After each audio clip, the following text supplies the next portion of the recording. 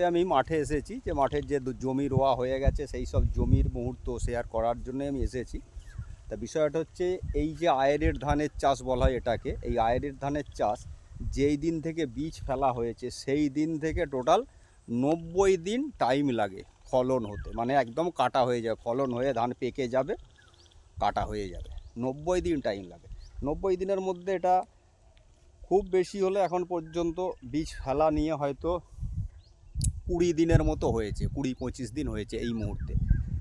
20-25 দিনের মাথাতে এত সুন্দর একদম সবুজ হয়ে গেছে, গোছও খুব ভালো হয়েছে। টোটাল টাইমটা লাগে 90 দিন। তা 90 দিন যা শেষ হয়ে যাবে, অলরেডি ধান পুষ্টি হয়ে যাবে, ফুলে যাবে, একদম পুষ্টিকর ধান হবে। তারপর চাষি ভাইয়েরা এই ধান কেটে যে যার বাড়িতে তুলে নিয়ে যাবে, যাদের জমি তারা নিয়ে যাবে।